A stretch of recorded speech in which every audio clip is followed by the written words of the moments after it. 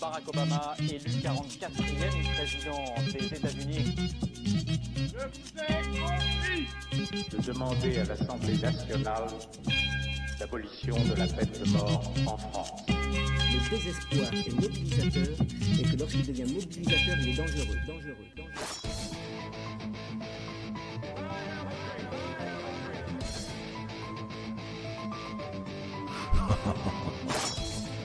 President Kennedy died at 1 p.m. François Mitterrand est élu président de la République. Il est mort, le poète, Ravi, son compagnon Antoine Gilbert. Vous avez probablement plus de sang sur vos mains d'inconscient que n'en aura jamais le désespéré qui a pris des armes pour essayer de sortir de son désespoir. Paris outragé, Paris brisé, Paris martyrisé, mais Paris libéré. My poor little children will one day live in a nation where they will not be judged by the color of their skin, but by the content of their character.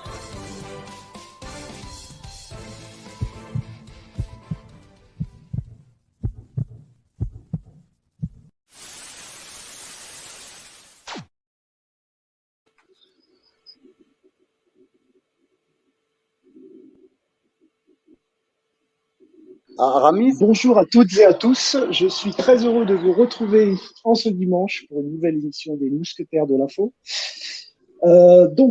Aujourd'hui, un invité spécial et on peut même dire exceptionnel, qui est le criminologue essayiste Monsieur Xavier Roffer, que l'on remercie d'être parmi nous en ce dimanche après-midi. Et tout d'abord, je vais saluer mes deux camarades et ensuite on reviendra vers Monsieur Roffer pour lui demander de se présenter. Voilà, donc mon cher Athos, comment vas-tu ? Écoutez, bonjour à toutes et tous, bonjour à nos amis du chat, bonjour à notre invité, bonjour à vous deux mes collègues mousquetaires, tout va très bien, ravi d'avoir un invité de la stature de Monsieur Roffer et voilà, on va faire une bonne émission. Très bien. Comment vas-tu, mon cher Porthos ? Super bien. Bonjour à tous les deux. Bonjour à Monsieur Roffer. C'est un honneur de vous avoir, effectivement, parce que moi, personnellement, je suis votre travail depuis longtemps. Bonjour aux auditeurs, bonjour à nos Milady, et voilà, on va faire une super émission, j'en doute pas. Très bien. Très bien. Alors, Monsieur Roffer, tout d'abord, on vous remercie vraiment chaleureusement d'être parmi nous en ce dimanche après-midi. C'est vrai que c'est un honneur pour nous. On vous connaît depuis longtemps. On vous suit quand même plus ou moins, mais en me concernant plutôt plus. Voilà. Et on est très heureux, voilà, de faire profiter à nos auditeurs de votre présence cet après-midi. Alors, je vais vous demander de vous présenter en introduction et puis ensuite on démarrera sur les questions qui nous semblaient pertinentes de vous poser et on vous écoutera avec grand plaisir. Tout d'abord, et en introduction, Porthos vient de saluer vos miladies. J'espère que ça se passe mieux entre vous et ces dames que dans les Trois Mousquetaires. Parce que à la fin, c'est pas terrible. Donc, après avoir formé des vœux dans ce sens, j'en dis 2 ou 3 mots sur moi-même. Donc, à l'heure actuelle, puisqu'on ne m'a pas encore mis dehors pour sénilité, j'enseigne toujours au pôle sécurité-défense du CNAM, le Conservatoire national des arts et métiers, où il y a un département de criminologie et où je suis directeur d'études, c'est-à-dire que je continue à faire des cours, mais essentiellement, je fais beaucoup de recherches. En dehors de ça, eh bien, je fais ce que font classiquement les gens comme moi, à savoir que j'écris des livres, je dirige les livres des autres, dans le cadre d'une collection de livres que je dirige, et j'anime une revue qui s'appelle Sécurité globale et qui porte sur tous les aspects de la sécurité globale, crime organisé, terrorisme, problèmes stratégiques et notamment les stratégies indirectes. Vous savez, tous les coups en douce, tous les coups tordus qu'on perçoit à l'échelle internationale et qu'on ne comprend pas toujours bien et dont on ne voit pas toujours bien les tenants et les aboutissants. Donc, de temps en temps, il faut qu'un prof les éclaircisse et les explique. Eh bien, c'est ce que je fais avec ceux qui travaillent avec moi, que ce soit au CNAM et aussi pour un enseignement à l'école militaire. Voilà, ça plus, bien entendu, consultant, de temps en temps, on me demande des choses dans des domaines de ma compétence, alors j'y réponds. Donc tout cela remplit les journées et cependant me laisse le temps parfois de passer quelques instants avec divers mousquetaires. Voilà, vous savez tout. D'accord, très bien. Bah, écoutez, on vous remercie vraiment beaucoup pour cette présentation succincte, mais néanmoins, on va dire explicite, voilà. Et je vais vous proposer, Monsieur Roffer, de commencer le cours de l'émission avec des questions qui vont bien sûr traiter des sujets sur lesquels vous êtes un spécialiste, hein, et on attend de vous que vous nous éclairiez, comme vous dites, sur des choses qui sont parfois pas très simples à déchiffrer. Notamment si on est amené à consulter les médias et les médias mainstream. Ça aussi, vous pourrez peut-être nous en parler, hein, de votre avis un petit peu sur le rôle des médias, voilà, par rapport à tout ça. Et je vais commencer par retourner vers mon ami Athos pour lui demander, voilà, pour lui demander de poser sa première question. Alors, ma première question, c'était une question d'ordre général. C'est quand vous avez analysé le 11 septembre, vous mettez bien en lien les différents protagonistes et vous les reliez, donc, comme on l'a tous supposé, au royaume des Saouds. Donc, vous démontrez qu'il y a eu beaucoup de connexions qui ont été mises en place, de support, que ce soit financier ou technique, et j'aimerais que vous en parliez un peu à nos auditeurs. Si vous voulez, pour placer les choses dans un cadre large et puis venir du général au particulier. J'ai écrit ce livre après avoir, à qui profite le djihad, après avoir constaté, après avoir constaté avec stupéfaction que au moment où les attentats du 11 septembre 2001 se produisent, au moment où les avions percutent les tours de New York et également le Pentagone à Washington, à ce moment-là, le souffle de l'explosion a été tellement fort que quelque chose a disparu de la conscience de ceux qui nous dirigent et de la conscience de l'opinion en même temps. Et cette chose qui a disparu, c'est la possibilité même du terrorisme d'État. On avait vu dans la zone du Moyen-Orient depuis 30 ans déjà auparavant que certains États se manipulaient des groupes terroristes à leur propre fin et pour leur propre intérêt. Et brutalement, le 11 septembre a fait que le choc, sans doute, a été trop fort. Et à partir de ce moment-là, on ne faisait plus attention qu'à Oussama Bin Laden et à ceux qui opéraient avec lui, dont certains s'étaient sacrifiés le 11 septembre. Et que par conséquent, le terrorisme d'État avait disparu. Or, c'est une conception des choses qui est fausse. Et depuis lors, quand on veut bien regarder dans des textes officiels, il ne s'agit pas de sombrer dans des élucubrations, mais quand on veut bien lire, par exemple, tout ce qui émane de la justice, il y a eu des tas d'attentats en France depuis 2015, la justice a beaucoup travaillé, elle a produit d'énormes textes, des réquisitoires très complexes. Il y a eu aux États-Unis, après le 11 septembre et autres attentats, des commissions d'enquête qui ont produit aussi des gros volumes. Quand on les lit, quand on regarde en outre ce qui a été révélé d'authentique par les fuites organisées au sommet de l'État américain comme Wikileaks, etc., on s'aperçoit que depuis le début du XXIe siècle, le terrorisme d'État est au moins aussi actif qu'il l'était auparavant, mais personne parmi les dirigeants ou parmi les grands médias qui ne font généralement que copier ce qu'on leur dit de copier, personne n'a beaucoup d'intérêt ou beaucoup d'attention pour le terrorisme d'État. Dans le cas du 11 septembre 2001 et de l'implication saoudienne. Je ne fais que commenter et citer un travail officiel produit par la communauté du renseignement américain après les attentats, c'est-à-dire entre 2002 ou 2003, et les faits que je cite sont connus du gouvernement des États-Unis, des divers présidents, des patrons des services de renseignement, de l'état-major, du gouvernement américain depuis 2002 ou 2003. Et ils l'ont occulté parce que l'intérêt, la raison d'État américaine voulait qu'on continue à considérer le royaume des Saouds comme des alliés et des amis, quelle que soit leur implication dans les attentats en question.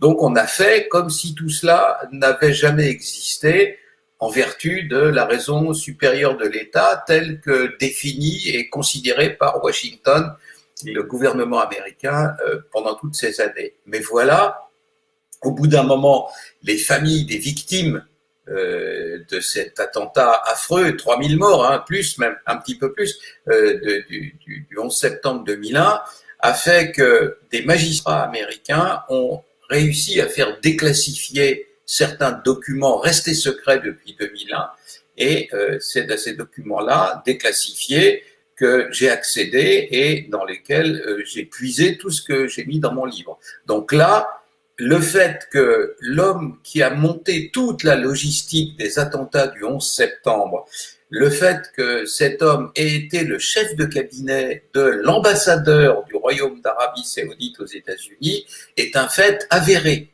Je veux dire que ça ne fait plus de doute pour la justice américaine dans sa forme la plus élevée, parce que naturellement, ce ne sont pas des petits magistrats de base qui jugent d'affaires aussi importantes, mais l'équivalent chez nous de la cour d'appel, c'est-à-dire des très hauts magistrats de l'État de New York. Alors, ça, c'est très important à comprendre. C'est un acte de terrorisme d'État. Naturellement, nous n'avons pas la preuve, et nous ne l'aurons jamais, que le roi d'Arabie Saoudite a signé un papier ordonnant l'affaire, mais à tout le moins, certains de ces diplomates et de ces espions parmi les plus importants ont trempé dans l'affaire. Donc, soit il est coupable, le royaume est coupable de ne pas avoir surveillé et maîtrisé son propre appareil, c'est-à-dire ses diplomates et ses agents de renseignement, ses officiers de renseignement, ou alors il est directement coupable, mais en tout cas, il est coupable. Ça n'est pas le seul cas. Le livre en question que j'ai écrit regorge pratiquement à chaque page d'exemples montrant comment des groupes terroristes ont été manipulés dans la zone du Moyen-Orient, à commencer par le plus spectaculaire et le plus sanglant d'entre ces groupes terroristes, celui qui s'est autoproclamé État islamique. Voilà la logique du livre en question, et voilà à quoi correspond ma réflexion. C'est-à-dire que chaque fois que on cherche dans la direction d'une implication d'un État dans les affaires de terrorisme au Proche-Orient dans les 30 dernières années, il suffit de se pencher et on trouve.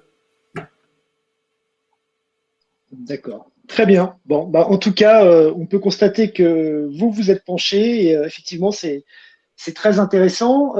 Athos, est-ce que tu voulais rebondir sur ce que vient de nous exposer Monsieur Roffer avant que je donne la parole à Porthos? Athos? Non, bon. Porthos, on t'écoute. Oui, d'ailleurs, moi, ce que j'ai compris dans votre livre, À qui profite le djihad, d'ailleurs, on va en parler, aux éditions du CERF, c'est que sans l'appui des États, au Moyen-Orient, je parle, le terrorisme, quelque part, n'est pas viable. On s'aperçoit que dans divers États, ça peut être la Syrie, la Turquie, se servent de ces organisations, et sans le soutien de ces États, quelque part, ces organisations meurent d'elles-mêmes. Donc, on voit bien qu'ils sont entretenus, ces organisations. Les diverses. Là aussi, je pars de la perspective large et je viens au problème après ça, à la question particulière que vous posez. Le fait de faire la guerre, l'art de la guerre est culturel. Les peuples, les États-nations, dès lors qu'ils ont été constitués, les royaumes, les empires se sont toujours affrontés les uns les autres, et ils l'ont fait différemment selon le continent, selon la région du monde. la manière précise de se faire la guerre chez les Aztèques et puis dans l'Empire chinois ancien ou en Europe est à chaque fois différente.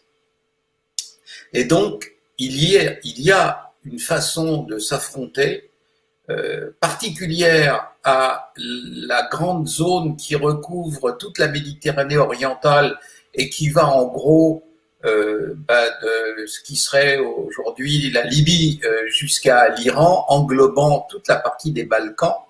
Et donc cette manière de faire la guerre, elle est assez caractéristique et elle est tout sauf récente. Je donne toujours le même exemple. Dans les années 80-90, j'étais professeur à l'école de guerre et je faisais un cours justement là-dessus sur le terrorisme au Moyen-Orient et tout. Et là, je citais pour commencer mon cours un petit texte d'une dizaine de lignes et je disais voilà, je vais commencer par faire la lecture de ce texte et naturellement, mon sujet c'était d'en venir à ce qui préoccupait le plus l'Europe à l'époque en matière, l'Europe et le Moyen-Orient à l'époque en termes de terrorisme, qui était la guerre civile du Liban. Le Liban était une boîte noire d'où partaient tous les attentats, toutes les organisations, tous les commandos terroristes, etc.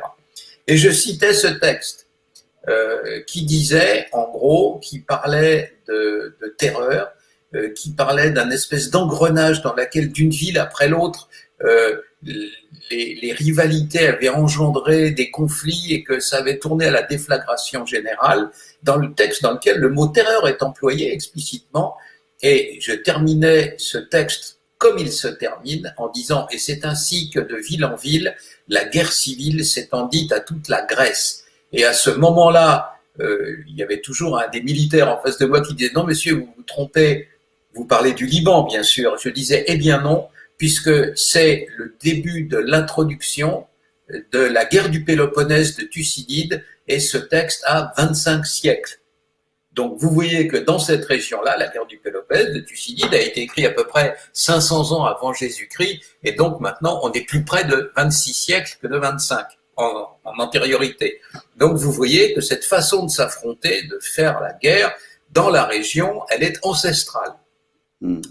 Pour l'essentiel, cette guerre, on la nomme la stratégie indirecte. C'est-à-dire que tant qu'on le peut, on évite d'affronter des gens sur le champ de bataille, tête contre tête, Verdun, des batailles comme ça, et on fait des choses plus subtiles, où on pourrit la vie de l'adversaire, où on suscite des petits groupes et on fait attaquer l'adversaire par les petits groupes en question, la stratégie indirecte. Tout le monde s'en sert dans la région, ça n'est l'apanage d'aucun pays en particulier. Il n'y a pas de pays terroriste plus qu'un autre dans la région, ils ont tous joué à ça, à une seule exception, un peu malheureuse pour lui, parce que à force de se conduire de manière décente, des fois on est un peu puni par ses bonnes actions. Saddam Hussein.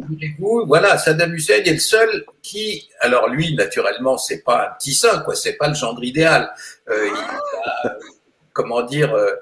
massacré les Kurdes chez lui, il a fait une guerre sanglante à l'Iran qui lui avait rien demandé, donc c'est pas un petit saint. Mais quand même, le terrorisme, vous vous souvenez, Abou ceci, Abou cela, Abou Nidal, machin, etc., lui, il n'a jamais touché à ça. Et même le fameux Abou Nidal, alors qui était un des acteurs de la stratégie indirecte, parce que c'était une scission dans l'Organisation de libération de la Palestine, et comme la scission en question, elle était petite et faible, c'était quelques centaines de guerriers et tout, ils n'avaient pas les moyens de s'entretenir eux-mêmes, donc il fallait que quelqu'un d'autre les entretienne. Alors à un moment donné, ça a été l'Irak au début, puis après ça a été la Syrie de Hafez el-Assad, le père de Bachar, le président actuel de la Syrie, et puis après ça, ils ont atterri chez Kadhafi, bien entendu, et ils ont été à leur service jusqu'à la fin de la chute du mur de Berlin, la fin de l'ordre bipolaire du monde, et dans l'ordre mondial, plus exactement le désordre mondial qui succédait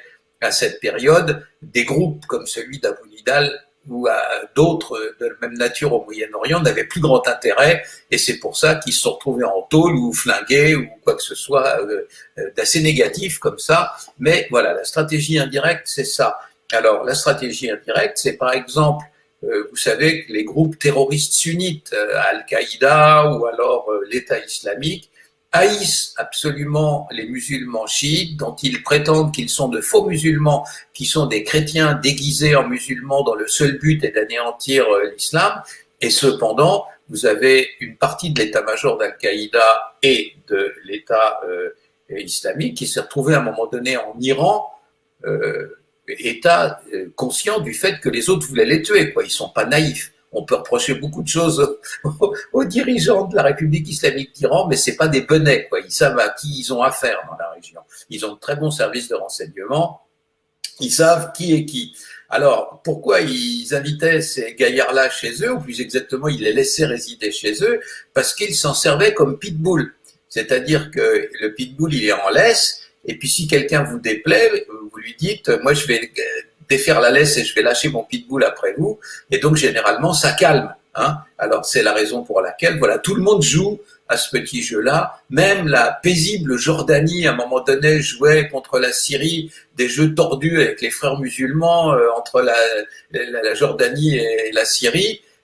Tout le monde joue à ça. Voilà. Alors, c'est ça qu'il faut comprendre. Et il faut comprendre que c'est pas par miracle du fait que Oussama Bin Laden a déclaré le djihad à l'Amérique et puis a fini par le faire, que tout ça a disparu. Ces méthodes-là sont séculaires, elles sont employées séculairement, et ça sert hier, ça sert aujourd'hui, et ça servira demain. C'est leur façon de faire, si vous voulez. Voilà. Donc ça, c'est ça le fond du tableau. Alors, partant de là, effectivement, je n'ai aucun exemple, enfin, aucun contre-exemple.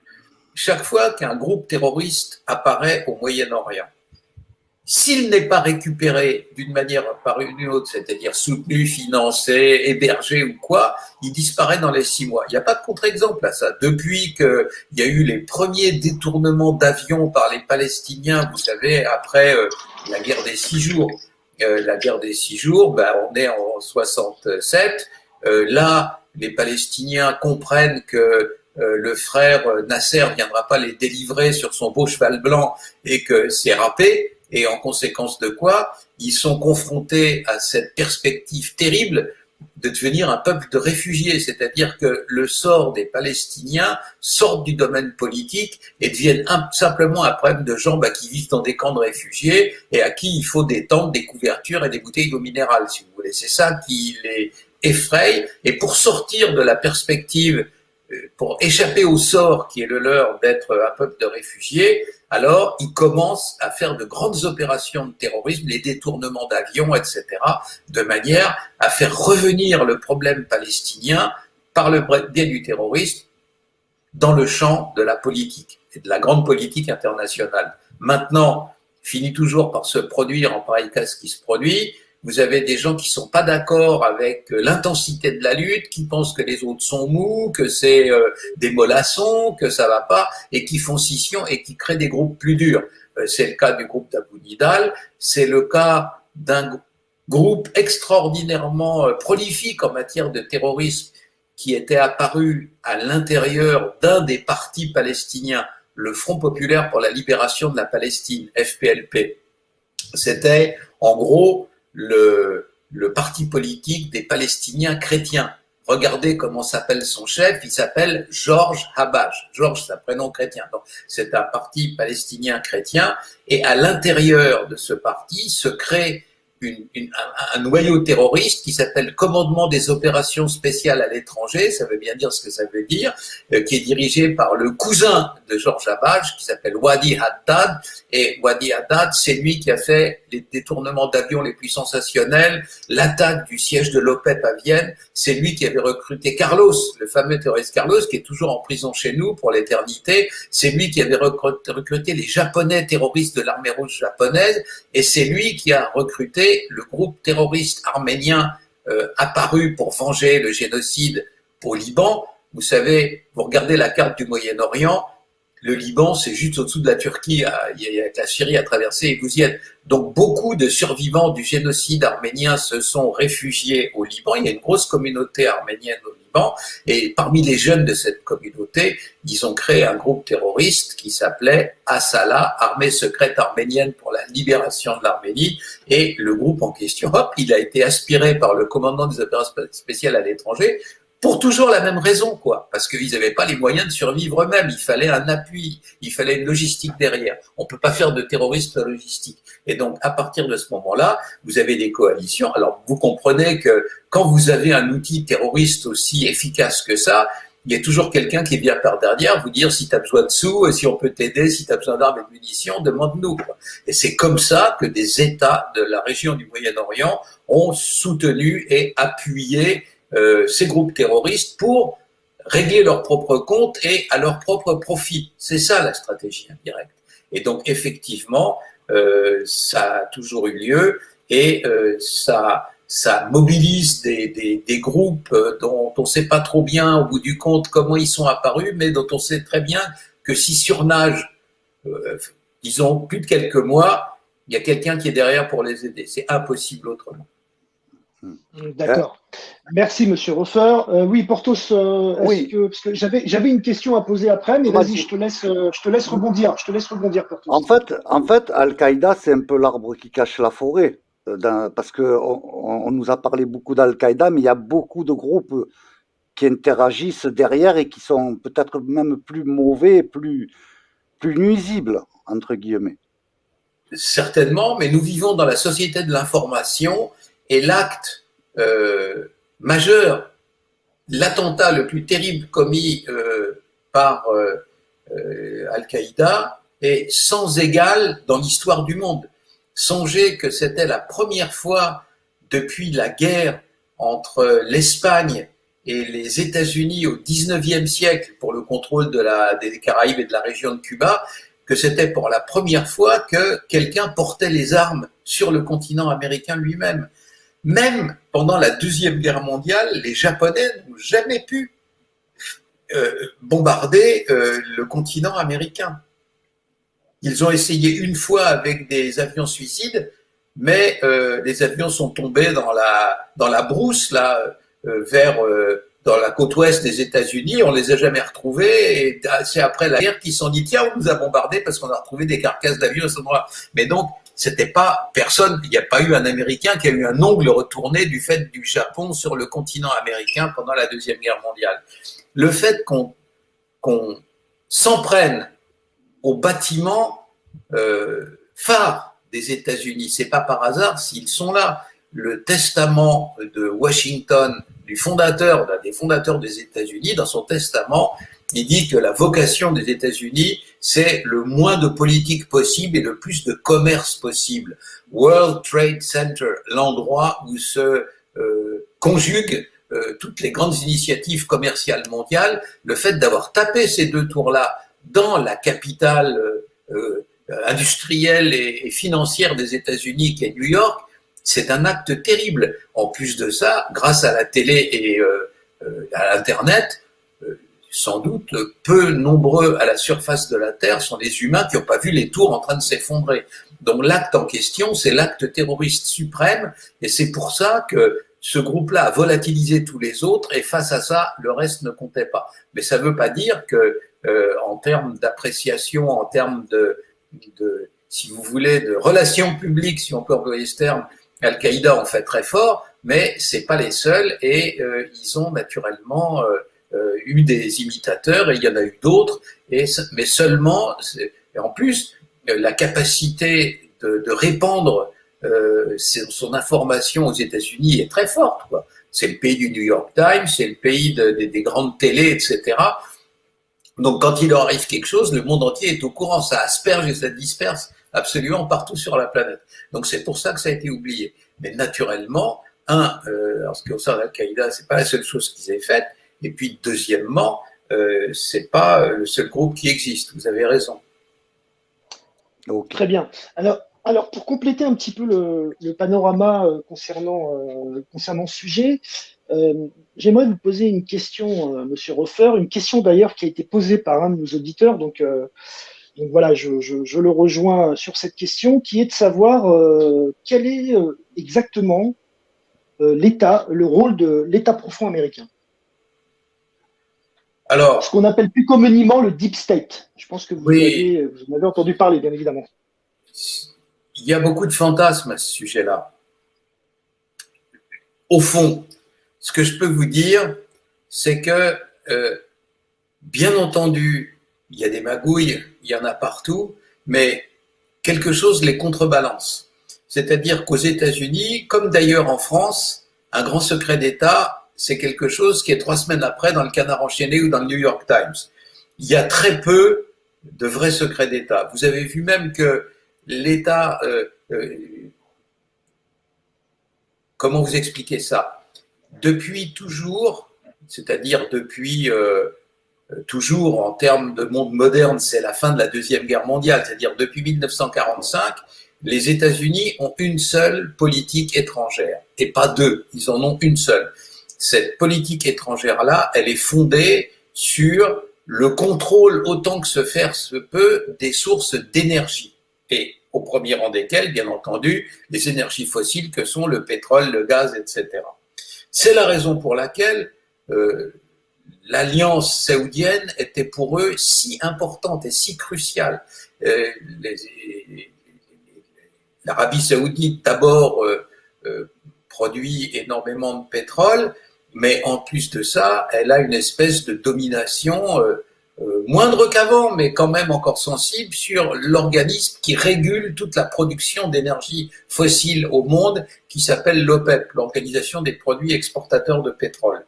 À ce titre, et compte tenu du fait que la politique étrangère cruciale pour les États-Unis, c'est les sources d'énergie, eh bien, le Royaume d'Arabie Saoudite avait pour eux un rôle important.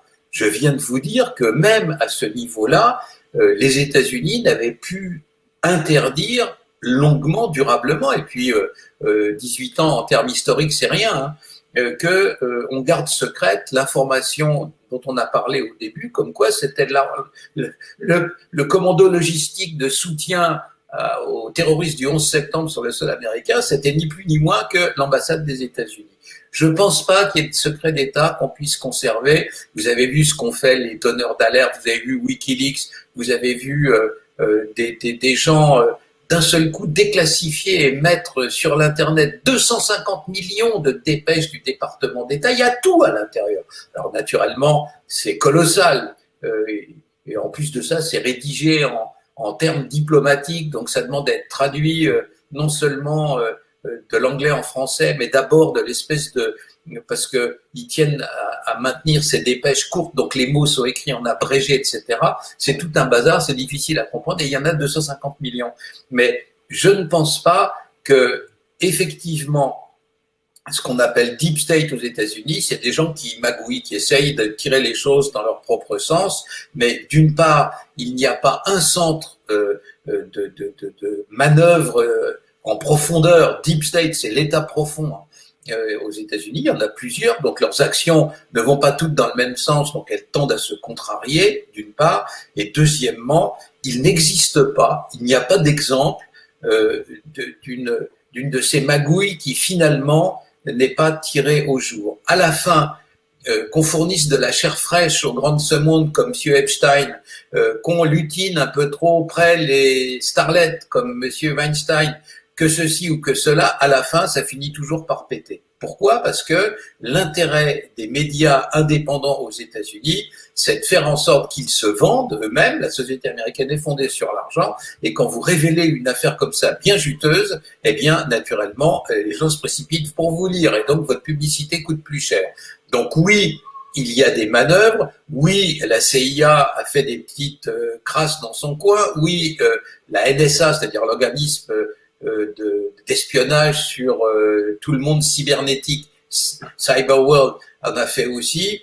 Oui, les présidents des Américains ont essayé souvent de balayer la poussière sous le tapis. Immanquablement, à la fin, ça finit toujours par se savoir. Vous avez vu ce qui est arrivé à Richard Nixon, qui à la fin s'est retrouvé à la lourde, envoyé à ses chères études, parce qu'il avait espionné sur ses adversaires. Donc, le cas de Richard Nixon est le plus anciennement décrit de l'existence d'un État profond.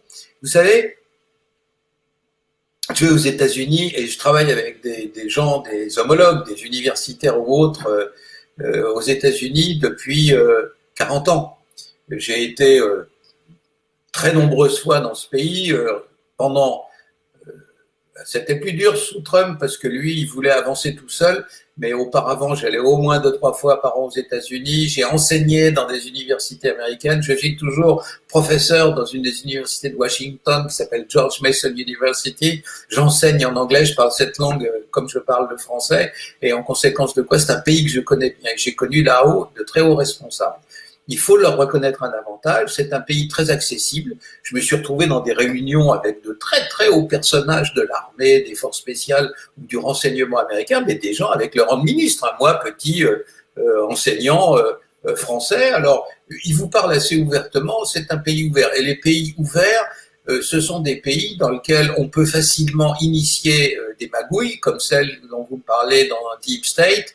Et pour autant que tout soit vrai dans ce qui a été raconté sur cet état profond, qui existe indéniablement, oui, il y a des, c'est pas normal que M. Epstein s'en prenne à des préadolescentes de 13 ou 14 ans et ne finisse à être enquiquinés et puis même son suicide est tout sauf banal, quoi. C'est pas, j'ai un de mes amis qui connaît bien les affaires médico-légal et qui m'a dit si Epstein s'est suicidé, moi je suis la reine d'Angleterre, quoi. C'est à peu près le genre de réflexion que ça suscite. Mais bon, il y a des histoires troubles, il y a des histoires louches, mais on ne peut pas résumer le fonctionnement des États-Unis à ces histoires-là. D'autant plus que, fondamentalement, à sa création, les États-Unis est un pays qui a été fondé par des intégristes protestants. Et pour des gens qui sont dans l'option calviniste, le pire des péchés au monde, c'est le mensonge. Quand Clinton dit « c'est pas vrai, j'ai pas fait ça » et qu'on le convainc de mensonge, là, il est dans le pire des ennuis. Vous pouvez faire ce que vous voulez aux États-Unis, piquer du fric à son voisin, bon, alors c'est un péché véniel, mais mentir, non. Pourquoi ? Parce que contrairement à ce qui se passe dans l'Église catholique, la confession dans le monde protestant, elle a lieu en public, dans le temple, devant les fidèles, et là, les conséquences peuvent être très lourdes, parce que vous êtes jugé par toute une communauté. En conséquence de quoi ? Je parle du protestantisme d'origine, bien entendu, depuis il y a 200 sectes, et donc on ne va pas s'amuser à travailler ou à énumérer les pratiques en matière de confession de chacune d'entre elles. Mais ce que je veux vous dire par là, c'est que les États-Unis sont révulsés en tant que peuple par le mensonge. L'homme public, c'est pas uniquement le ministre, hein, ça peut être le chef, le patron, le PDG de Google ou quelque chose comme ça. Celui qui dit un mensonge, à un moment donné, il le paye très cher. Donc, dans ces conditions-là, le fait que la CIA ou le Mossad ou ma cousine Ernestine ait monté en secret un faux bombardement du 11 septembre sur les tours, c'est du pipeau. C'est impressionnant. D'accord. Très bien. Juste une... D'ailleurs, dans votre livre, ce que vous expliquez très bien, c'est que nos services secrets et ceux des pays européens font le travail, font remonter les informations à nos dirigeants, mais c'est nos dirigeants, quelque part, qui sont un peu... Alors, je ne sais pas si c'est de la suffisance ou quoi, mais n'écoutent pas trop, quoi. Mais sinon, nos propres services, je parle pour la France, font le travail au niveau des alertes qu'ils lancent sur les menaces. Je ne peux pas aller très loin dans la réponse que je vais vous donner parce que à l'école militaire, il y a des endroits où j'enseigne où les choses ne sont pas publiques. Mais ce que je peux vous dire, c'est que en termes électroniques, c'est-à-dire en termes d'interception, en termes de recueil de l'information numérique et électronique, la France au Moyen-Orient a des outils incomparables. Ces outils sont d'une qualité telle que des fois, les Américains nous demandent. Vous voyez, c'est des sources d'informations de très très très haut niveau et exploitées et analysées par des gens d'une qualité comme peu nombreux au monde sont les pays qui ont ça. Je vous dis ça parce que naturellement, au fil des années, j'ai contribué à l'éducation et à l'enseignement de beaucoup d'entre eux et que parmi ceux qui ont des responsabilités aujourd'hui, il en est un certain nombre qui sont mes anciens étudiants. Donc je parle en connaissance de cause. Ils me donnent naturellement pas tous les détails, mais ils me parlent. Alors, tout ça pour vous dire que nous avons un excellent appareil. Mais l'appareil en question, il demande à être dirigé. Vous avez beau avoir un violon de Stradivarius, si vous jouez du violon comme un pied, le résultat sera pas terrible. Et en conséquence de quoi, les services en question demandent à être dirigés, c'est-à-dire qu'il faut certaines fois les approuver, mais certaines fois les critiquer en disant non, je suis là, c'est pas terrible, quoi. Et faites mieux, autrement on change le patron et on fera en sorte que le suivant soit meilleur, ce qui n'a jamais été fait. Les dirigeants de la France, et surtout à partir de Monsieur Hollande, n'ont pas tellement de capacité dans le domaine du régalien. Et donc, ils ont peur de tous ces trucs-là. En plus de ça, ils ont parfois des vies personnelles un peu bizarres, hein, donc ils ont peur que les autres aillent fouiner là-dedans, donc ils les tiennent à distance et ils font comme les mauvais parents font avec leurs enfants. Que font les mauvais parents qui élèvent mal leurs enfants? Chaque fois qu'ils ont un problème avec leurs enfants, ils leur offrent une nouvelle bicyclette ou une mobilette ou une paire de chaussures ou un truc comme ça pour avoir la paix et ils s'en débarrassent en leur jetant du fric à la tête. Mais diriger un service, ça n'est pas toujours lui demander ce qu'il veut en termes de moyens techniques. Ça consiste aussi à exiger un travail pointu dans des directions précises. Je veux dire par là que naturellement, un service de renseignement ne désigne pas lui-même les cibles sur lesquelles il travaille. Si ça pouvait être le cas à un moment donné, dans le passé, au moins depuis l'histoire du Rainbow Warrior, c'est plus le cas. On les laisse plus faire joujou en disant celui-là, on va lui faire péter son bateau et tout. Voilà, fini tout ça, terminé. Hein. Donc depuis, il y a un contrôle très étroit. Et vous avez beau avoir la meilleure longue vue, la meilleure jumelle du monde, elle ne vaut que si vous la pointez dans la bonne direction. Et le travail de pointer la longue vue dans la bonne direction est politique à 100%. Donc, les services marchent bien. Je peux vous dire que des gens qui ne me sont pas inconnus pour un certain nombre d'entre eux, mais souvent, l'avis de la dernière stagiaire arrivée dans tel journal à la mode ou de telle petite copine de ministre pèse plus lourd que leur avis à eux, ce qui est regrettable. Je vais vous donner un exemple précis parce que ça maintenant c'est public. Cela faisait un certain nombre d'années qu'on voyait, c'est toujours le cas dans l'histoire d'ailleurs, on commence par vouloir sauver la planète et à la fin on finit par braquer des banques. À la guerre de sécession, les meilleurs, les plus héroïques des soldats sudistes, à la fin de la guerre de sécession, ils sont passés dans le privé, si je peux dire, et ils ont attaqué les banques. Jesse James et sa bande de pillards de banques étaient d'anciens soldats sudistes. Donc c'est tout sauf une affaire récente. Au début, on a un grand idéal, et à la fin, on braque les banques.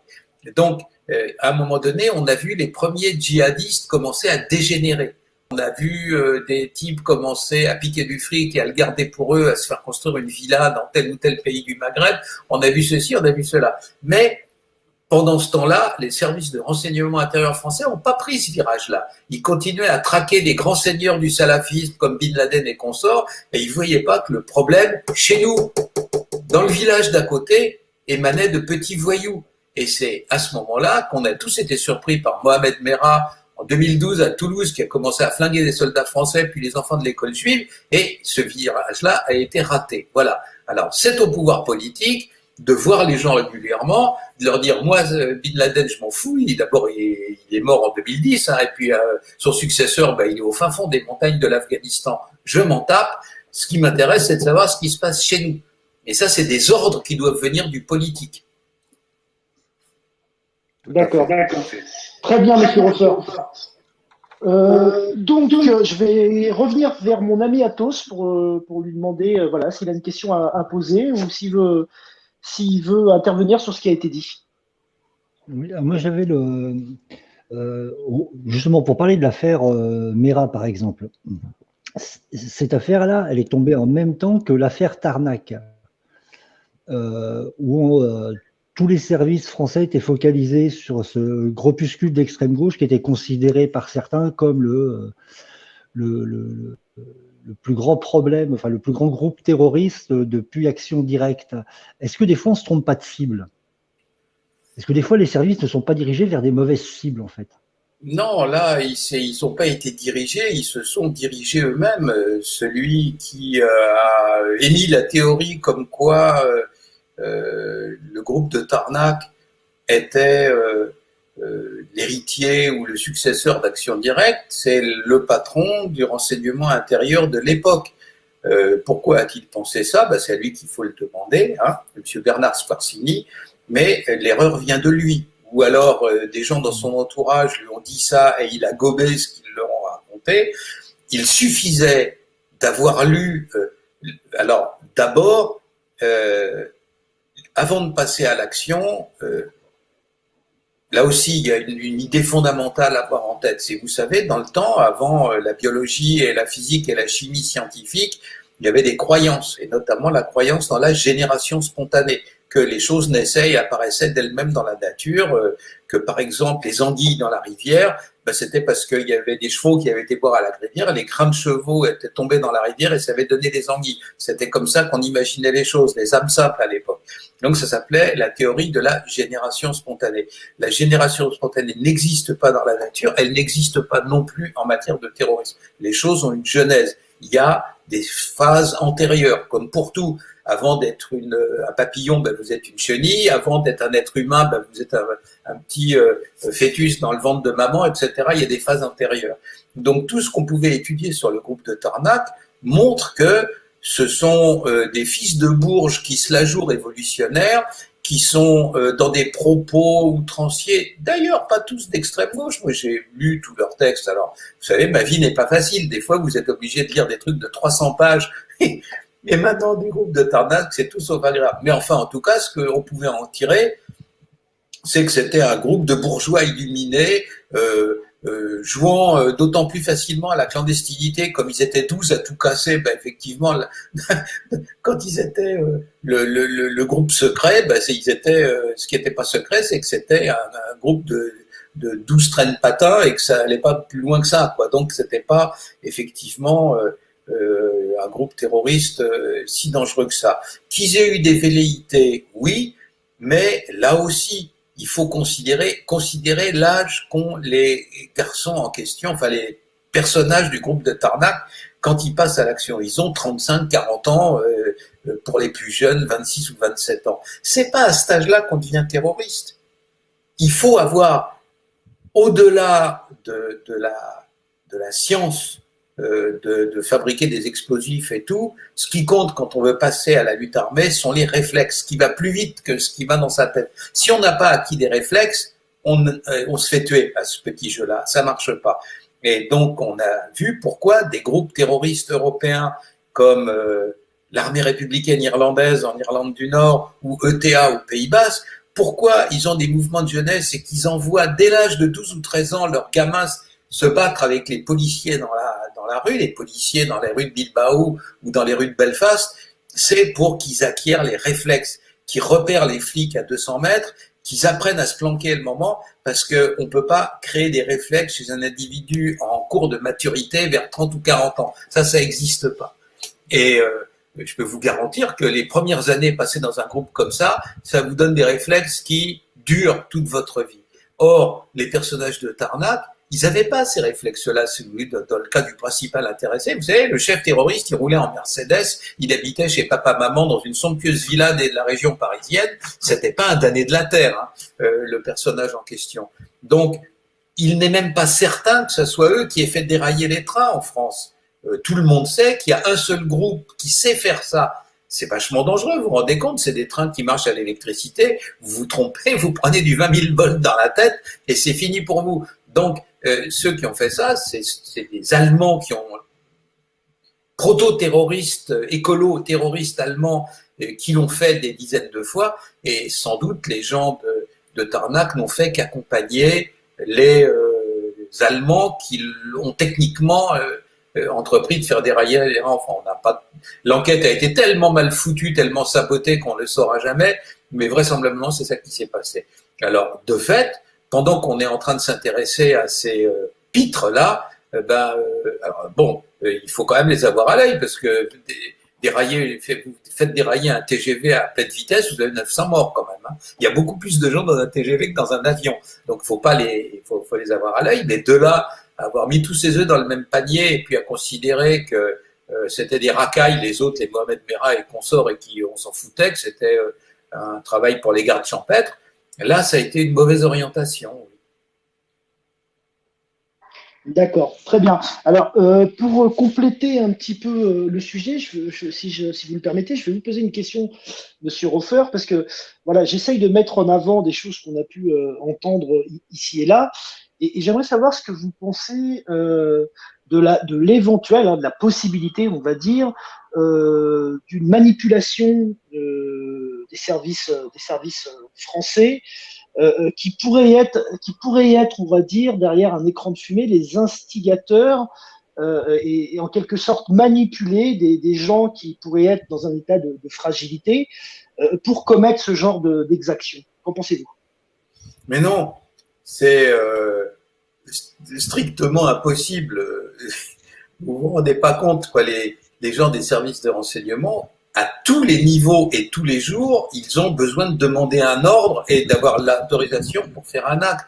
On les laisse pas dériver ou déraper. Vous avez vu récemment qu'il y a des gens qui jouaient un rôle d'ailleurs très mineur, de gardiens à la prévôté ou Dieu sait trop où dans les services, qui sont fait attraper dans une histoire où ils s'étaient mis à leur propre compte pour servir de tueur à gages plus ou moins bidon, une histoire pour parler le français de tous les jours, une histoire de corps de cul, donc dans laquelle ça dure jamais très longtemps, les gens se font toujours prendre au bout d'un moment.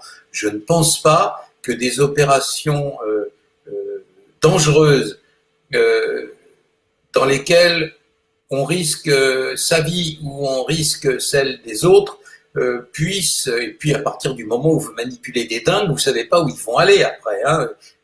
Des fois, ils outrepassent les consignes.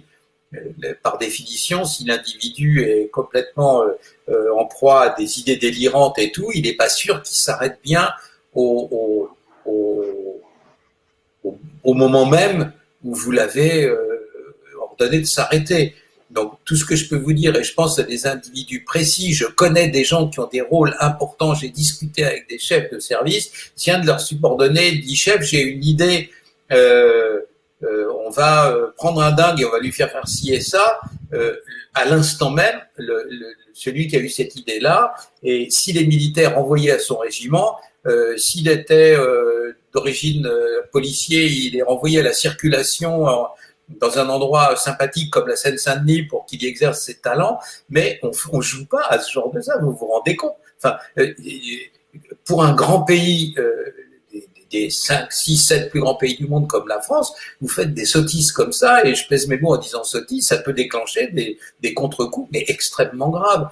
Donc, bien entendu, la planète est pleine de gens qui ont des idées bizarres et farfelues, mais je dirais qu'un service de renseignement, c'est l'endroit le moins propice pour eux, parce que tout est contrôlé.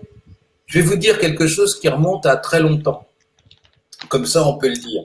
À un moment donné, il y avait des magistrats au pôle antiterroriste, au parquet antiterroriste de Paris, avec lesquels j'avais des rapports assez étroits, puisqu'ils se servaient de nous pour, quand ils devaient faire des réquisitoires, pour tout ce qui était l'environnement terroriste moyen-oriental, etc. Ils ne savaient pas tout, donc comme moi, j'avais traîné pas mal à Beyrouth, j'avais écrit un livre sur terrorisme du Moyen-Orient, souvent, ils m'appelaient en disant, dis donc, quand on dit ci et quand on fait ça, est-ce qu'on a raison de dire ci, est-ce qu'on a raison de faire ça? On les aidait à rendre leur réquisitoire pertinent et à expurger les quelques rares fautes qu'ils avaient pu y commettre.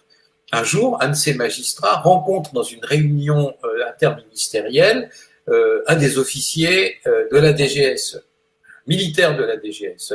Il s'entend bien avec lui et il l'invite à déjeuner. Il se trouve que cet officier, l'homme qui lance l'invitation, c'est à l'époque le responsable du parquet antiterroriste lui-même, avec toutes les habilitations au secret, tout ce que vous voulez. L'officier de la DGSE a été déjeuner avec ce haut magistrat sans avoir demandé l'autorisation à sa hiérarchie. Il a été dès le lendemain renvoyé à son régiment. C'est comme ça que ça se passe. Il n'y a pas, on peut pas, c'est sérieux, c'est la guerre, hein, c'est des terroristes, ils tuent des gens. On peut pas faire, c'est pas comme dans la chanson, vous savez, chacun fait ce qui lui plaît. Il le dit tout de suite, mais il n'avait pas été déjeuner avec Abou Nidal, quoi. Il avait été déjeuner avec un haut magistrat à la minute qu'il était envoyé dans son régiment. Ça ne plaisante pas dans ces endroits. Faut pas penser, si vous voulez vous intéresser à ce qui se passe dans le renseignement, commencez par oublier tout ce que le cinéma raconte à son propos. Le cinéma, il est fait pour faire plaisir au public, il n'est pas fait pour décrire la réalité. Entre, ouvrez les guillemets, les films d'espionnage et ce qui se passe dans le renseignement, ça n'a aucun rapport du tout. Je vais...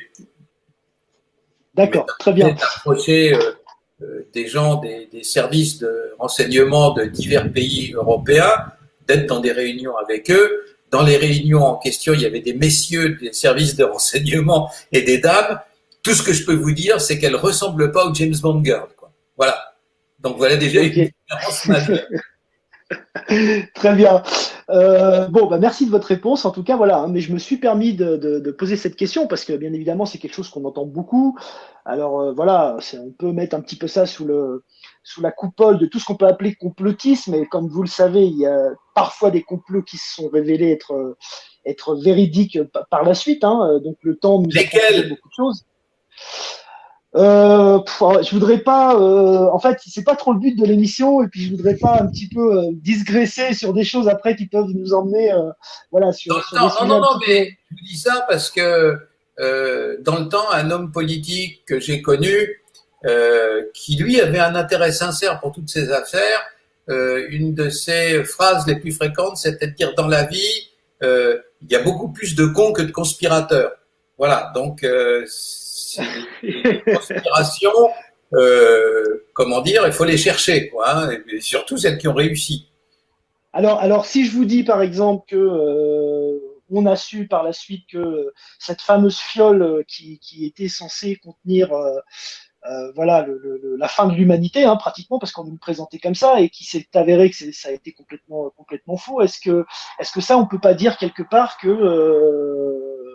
ça n'a pas été les gens qui disaient déjà que c'était une conspiration, ils ont eu raison. Alors, je vois pas de quelle fiole on parlait. Je parle de la fiole qui est venue apporter le conseil. Oui, mais non, ça c'est quand vous analysez les choses comme il le faut, ça recouvre exactement ce que je vous ai dit, à savoir que quand l'appareil d'État essaye de monter des carabistouilles et de mentir, ça lui revient immanquablement à la figure. Par la suite, plus jamais personne n'a fait confiance en quoi que ce soit à M. Powell, qui a été amené à prendre sa retraite. Voilà. C'est la réalité des choses, elle est comme ça. C'est-à-dire que une affaire montée sur un mensonge ou sur des affirmations audacieuses, sur des sottises, vous avez vu comment ça s'est terminé en Irak pour les Américains. Ils sont arrivés en 2003 en écrasant tout. Ils sont partis en 2011 la queue entre les jambes en laissant derrière eux un pays avec 400 000 morts quand même. Voilà. Donc l'affaire en question était foireuse depuis le départ et elle a foiré jusqu'à la fin. Et nous, on a fait une grande étude et personne ne l'a jamais remise en doute, montrant par l'analyse de tous les attentats terroristes qui avaient lieu en Irak en 2003 et 2011, que en Irak, les États-Unis ont été battus militairement. C'est-à-dire qu'ils sont partis après que la résistance, la guérilla, les terroristes, appelez ça comme vous voulez, les ait défaits sur le terrain. Et le plus extraordinaire, quand je vous parlais de la longue histoire, c'est que les États-Unis en Irak ont perdu exactement de la même façon que le royaume latin de Jérusalem, les croisés, vous savez, entre le XIe et le XIIe siècle, a fini par disparaître. Ils ont perdu le contrôle des campagnes, ils se sont réfugiés dans les forteresses. À la fin, les autres ont assiégé les forteresses, et quand les forteresses étaient menacées de tomber, ben, ils se sont barrés, quoi. C'est exactement ça qui s'est produit. À 8 siècles d'intervalle. Donc, ces opérations foireuses au départ, une opération qui commence par être foireuse dans l'histoire et qui finit par réussir à la fin, j'en vois pas. On peut arriver à forcer le destin, à faire passer un mensonge dans les premiers temps, comme Bush et Co l'ont fait aux Nations Unies en 2003, mais notez qu'à l'époque, ceux qui ont refusé de les suivre, et notamment le président Chirac, ils ont à la fin eu raison. C'est-à-dire qu'on a vu que ça marchait pas comme ça et qu'on pouvait pas arriver à couillonner tout le monde et après ça l'emporter sur le terrain. Mauvais départ, mauvais milieu, mauvaise fin. D'accord. C'est mauvais jusqu'au bout. Très bien. Ouais, ouais. Donc, je vais revenir vers mon ami Porthos et voilà, je vais lui demander d'intervenir sur ce qui a été dit, s'il le veut, ou alors de poser à M. Roffer plus exactement une autre question. Alors, moi, dans votre livre, là où j'ai été surpris, et je pense que beaucoup d'auditeurs seront surpris parce qu'on ne pensait pas ça, c'est que vous dites que les chefs de l'État islamique, en fait, ce n'est pas des personnes pieuses du tout, c'est même des gens qui boivent, leurs femmes ne portent pas le voile. Et alors, dans la tête des Français, je pense qu'on voit État islamique, on voit des gens très pieux, et ce n'est pas du tout ça, quoi. Alors, ce que vous dites est vrai s'agissant d'Al-Qaïda. Là, c'est des vrais islamiques. Mais l'État islamique, alors, vous savez, quand on intercepte beaucoup de choses au-dessus d'une zone de combat, etc., à la fin, même si on ne sait pas tout, par ce qu'on appelle les métadonnées, à savoir qui écrit quoi, à quoi par mail, etc., les communications, les coups de téléphone, etc., on arrive à reconstituer assez bien les états-majors, les hiérarchies. On voit qui donne les ordres à qui les reçoit, bref, qui commande, etc. Donc à la fin, vous avez une idée de qui sont par exemple, 50 ou 100 personnages au sommet de l'entité appelée État islamique. Et quand vous regardez ces individus, vous vous apercevez qu'ils n'ont pas du tout un passé islamiste. Ce sont tous des colonels ou des généraux de l'armée de Saddam Hussein. Tous, sans exception. Il y a une exception, mais elle n'est pas opérationnelle. Le chef nominal de l'État islamique qui a été tué 2 ans par un commando américain qui s'appelait Abu Bakr al-Baghdadi, lui, il était un homme, effectivement, un religieux, un mollah sunnite de la province du nord de l'Irak où vivent les sunnites. Et en dehors de lui, tous c'est des généraux de l'armée Saddam, mais lui, Abu Bakr, il joue aucun rôle opérationnel, c'est-à-dire que c'est pas lui qui donnait les ordres militaires et autres. Et les officiers de l'armée de Saddam Hussein, ils sont connus. C'est-à-dire que l'Irak de Saddam Hussein, sur le plan du flicage, c'était l'Allemagne de l'Est en technicolor, quoi. Il y avait une police secrète pour surveiller l'autre. Et par conséquent, chacun des officiers, et a fortiori des officiers supérieurs, avait un gros dossier dans lequel il y avait toutes sortes d'informations sur lui. Et naturellement, si jamais il avait été islamiste, si jamais il avait été à la mosquée tous les jours ou quoi, ils n'auraient même jamais dépassé le grade de sergent. Dans l'armée supérieure, les Saddam Hussein avaient envie de tout sauf de laisser entrer le renard dans le poulailler, quoi, vous voyez. Alors, bon, on connaît tous ces généraux-là, on a des dossiers sur eux, les dossiers sont accompagnés de photos, et comme je vous le disais, dans les dossiers en question, vous voyez des mecs en train de trinquer avec une bière ou un verre de vin, les photos de Bin Laden en train de trinquer avec une coupe de champagne sont quand même assez peu nombreuses, faut bien le reconnaître. Lui, c'était un vrai islamiste, il buvait pas d'alcool. Et puis en plus de ça, c'est des réunions de groupe où il y a leurs femmes, et leurs femmes, elles ont les cheveux libres, elles sont pas avec des tchadors ou des niqabs ou quoi que ce soit. Ce sont des laïcs. Voilà. Alors, un groupe islamiste qui s'appelle l'État islamique et qui est dirigé par des zèbres dont pas des pratiquement pratiquants, qui sont agnostiques dans le meilleur des cas ou qui s'en foutent, c'est quand même grave, quoi, de voir ce que montrer ça peut cacher. C'est manifestement, dès le départ, une opération de mercenariat, ou appelez ça comme vous voulez, et on a même le cas effrayant dans ce que ça inspire comme conclusion, quoi, de l'homme qui a créé le schéma de l'armée de l'État islamique. Les gens qui m'ont montré les documents en question m'ont dit qu'en termes d'informatique, m'ont dit voilà, le document en question, c'est le code source. Hein. Il y a un code source pour la plateforme, le logiciel dont on se sert à l'heure actuelle. C'est le cœur du système opérationnel. Et donc, le code source de l'État islamique a été créé par cet homme-là. Et l'homme en question a fini par être tué dans une chicaya avec d'autres groupes islamistes. Et il y a un individu qui a été chargé de passer la villa qu'il occupait dans le bled où il s'était planqué au peigne fin. Et donc, il a tout emporté, les puces, les ordinateurs, les téléphones portables, les bouquins, tout ce qui pouvait donner des indications sur cet homme a été emporté. Et ultérieurement, cet individu a été interrogé par des gens qui voulaient lui faire raconter cet épisode-là, et ils lui ont posé la question. Il n'y a rien qui vous a étonné, parce que il y a naturellement les questions auxquelles vous pensez vous, mais à la fin, quand vous êtes un bon interrogateur, vous dites bon, on a parlé de plein de trucs, j'ai rien oublié. Et le type dit bah si, finalement, on a passé la maison au peigne fin, il n'y avait pas un exemplaire du Coran dans la maison en question. Vous vous rendez compte? Dans toutes les maisons du Moyen-Orient, il y a un exemplaire du Coran. J'ai été invité chez des tas de gens au Liban, en Syrie, en Arabie Saoudite, en Turquie, etc. À l'entrée, sur le salon, vous avez l'exemplaire du Coran qui trône. Ces gens-là sont musulmans. Bah, pas lui. Et il est l'un des principaux architectes, sinon le principal architecte d'un groupe qui s'appelle l'État islamique. Comme on dit familièrement, ça sent le gaz, cette affaire-là. C'est pas normal. D'accord, très bien. Athos, est-ce que tu veux intervenir sur ce qui a été dit et est-ce que tu as une question à poser à M. Hofer? Oui, alors moi j'avais une question, alors c'était sur un autre sujet, donc ça va faire un peu désordre, mais moi je voulais demander à M. Hofer son avis sur la révélation qu'a fait Le Monde, à savoir le financement des généraux de la junte en Birmanie par le groupe Total. Voilà, juste connaître son impression. Mais non, c'est pas toujours pareil. Vous êtes dans un pays, vous avez à y exploiter des ressources naturelles pendant 30 ou 40 ans. Il faut savoir que l'exploitation des ressources naturelles, ce sont des opérations très lourdes.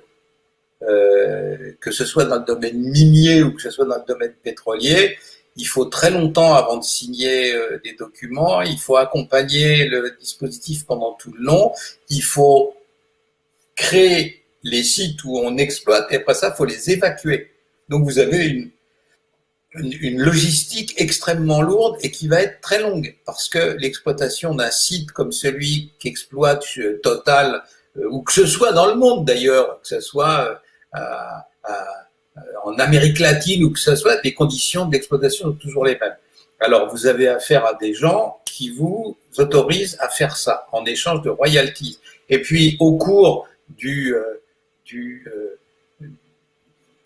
l'opération, certains vous disent, voilà, alors il y a des gens qui nous enquiquinent parce qu'ils n'ont pas trop envie qu'on creuse à côté de chez eux, mais en même temps, ils ont besoin de construire une école. Alors, si vous leur financez l'école, qu'est-ce que c'est que de financer une école ou je sais pas, ou un pont ou quoi que ce soit à proximité, alors que c'est des opérations qui vont concerner des milliards d'euros ou de dollars sur 20 ou 30 ans.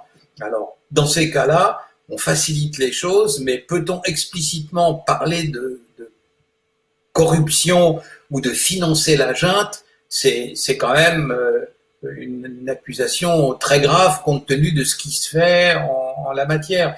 Vous savez que, je ne sais pas si vous avez dans votre vie signé des contrats internationaux, tous les contrats internationaux depuis maintenant 15 ans et plus comportent une obligation de l'OCDE, de l'Organisation de coopération et de développement économique, qui regroupe à la louche les 40 principaux pays du monde, disant je m'engage à ne pas corrompre un machin, tout agent étranger, à le signaler tout de suite. Et donc, si jamais en douce vous refilez une valise de pognon à un général birman ou à qui que ce soit d'autre, si jamais vous vous faites prendre, ça se termine devant les tribunaux et votre carrière, elle est fichue. Donc, si vous devez intervenir dans ces endroits-là, comme toujours, ça peut exister, mais qu'une boîte comme Total, vous comprenez, Total est une boîte d'une importance telle qu'elle n'a pas besoin d'un champ de pétrole en particulier pour vivre. Elle en a partout ailleurs. Et le PDG, si on monte vers lui en disant qu'est-ce qu'on fait, on les arrose pas, il y a toutes les chances qu'il réponde écoutez, on va pas se mettre dans la crotte pour il n'en est pas question. Donc financer la junte, non. Ce qu'on fait généralement, par exemple, quand les pipes qui amènent le pétrole russe à travers toute la zone du Caucase pour l'amener en Turquie et après ça, donc toute la zone en question, il a été décidé, là c'était une boîte anglaise, c'était la Shell, je crois, que dans un rayon de 2 km autour du pipeline de chaque côté, eh ben si un village disait on a besoin d'une école, on a besoin de ceci, ok, il leur offrait.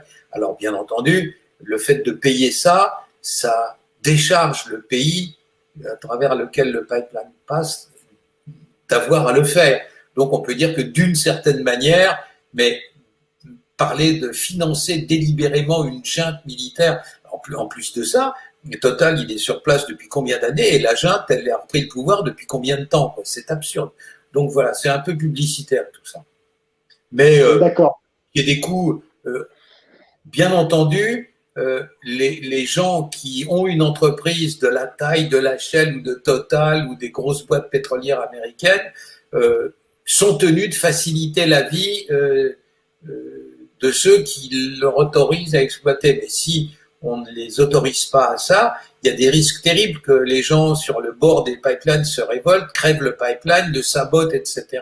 Et ça peut, parce que c'est sous pression, là, le pétrole là-dessous, et donc ça peut entraîner des risques énormes le sabotage peut vraiment faire exploser un site entier et tuer des centaines de gens. Auquel cas, on dira, ouais, mais Total, c'est des assassins, vous avez vu, les gens meurent et tout.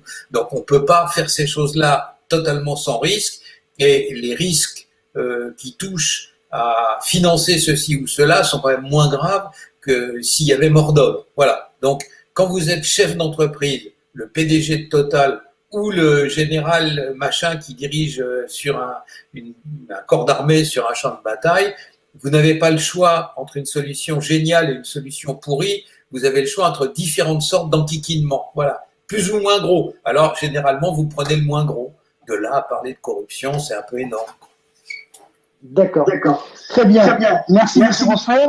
Alors, je vais redonner la parole à mon ami Porthos, qui, je crois, a une question à poser.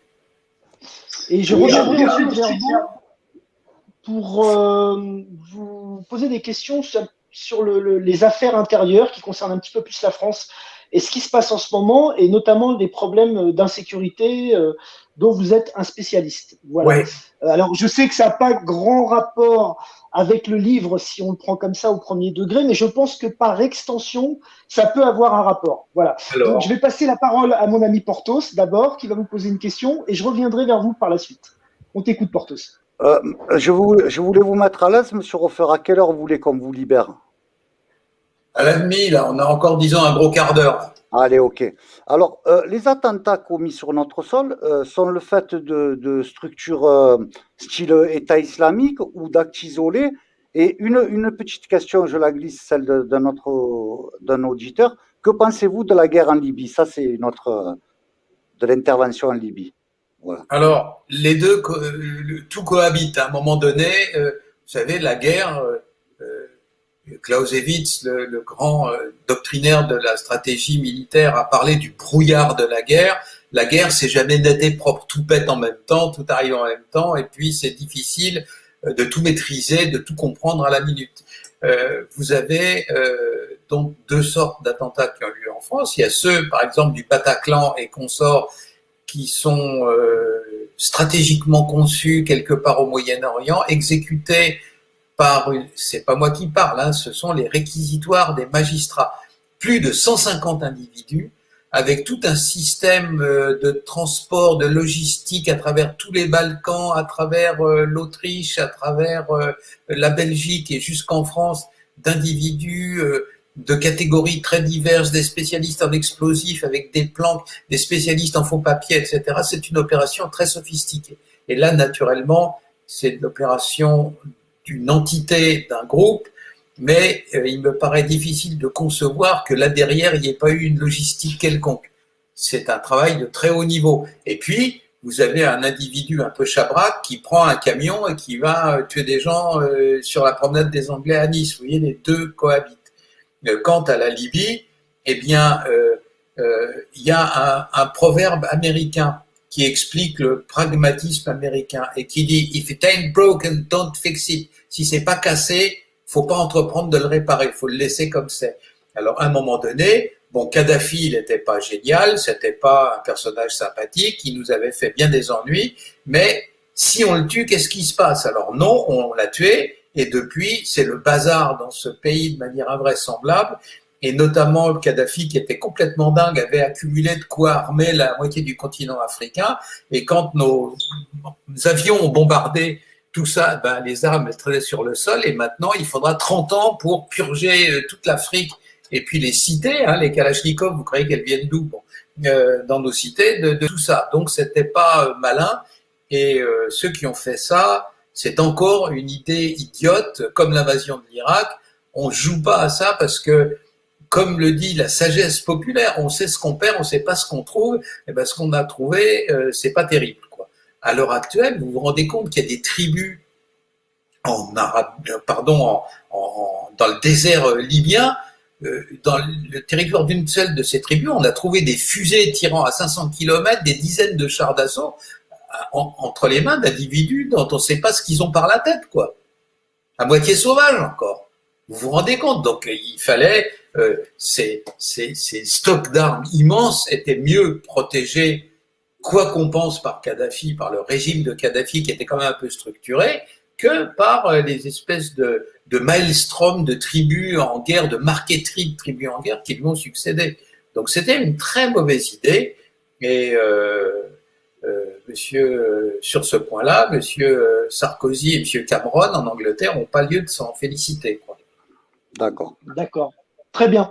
Alors, si vous le permettez, mes camarades, je vais poser une dernière question à monsieur Hofer qui est liée justement à un sujet prédominant, hein, en France actuellement. On se demande même si c'est pas le sujet du moment, hein, qui est bien sûr ce fameux sujet de l'insécurité, qui peut être lié un petit peu à ce que M. Macron a appelé le séparatisme, donc toutes ces questions, on va dire, identitaires, d'intégration ou d'assimilation.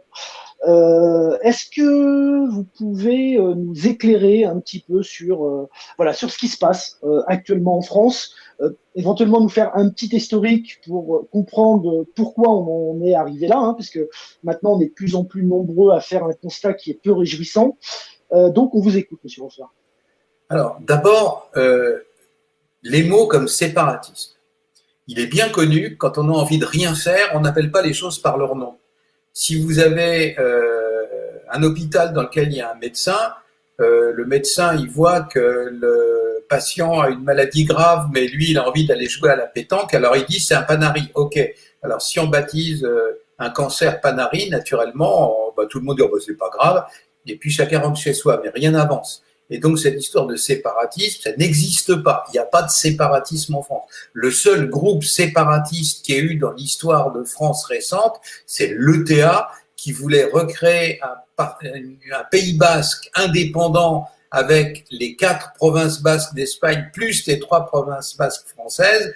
Et là, il y aurait eu acte de séparatisme parce qu'on aurait coupé un certain nombre de départements, Pyrénées-Atlantiques, quoi, et pris là-dessus les 3 territoires basques des Pyrénées-Atlantiques pour en créer une entité externe.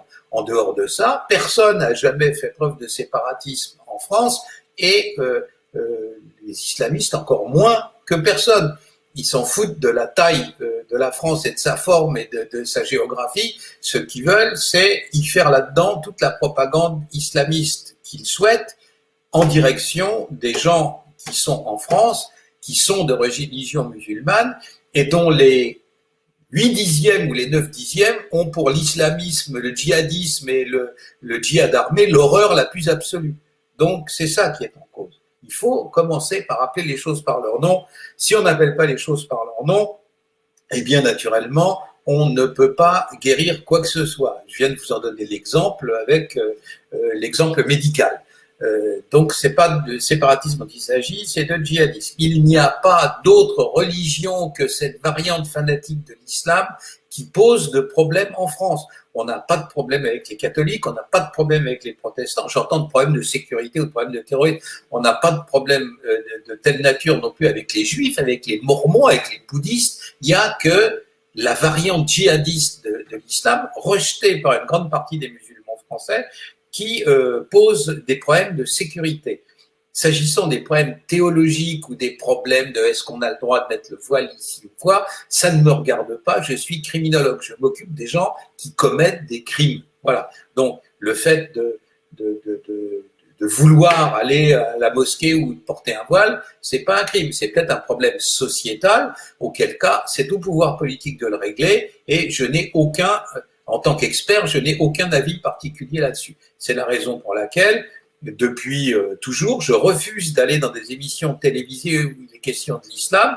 Je dis, mon problème, c'est pas l'islam, mon problème, c'est des gens qui prennent des avions et qui envoient les avions dans les tours. Ce sont deux phénomènes différents. Le premier phénomène, c'est-à-dire le phénomène de la religion musulmane, implique de 1,2 à 1,3 milliard d'individus, et ceux qui soutiennent l'idée d'un califat dans lequel M. Bin Laden ou qui que ce soit d'autre serait le chef et qui commanderait tous les musulmans du monde, c'est quelques dizaines de milliers d'individus au monde. Cette dizaine de milliers d'individus-là, il faut les mettre par tous les moyens hors d'état de nuire, parce qu'ils sont dangereux, comme on n'arrête pas de le voir, et le reste, c'est un problème de société qui ne regarde pas les criminologues.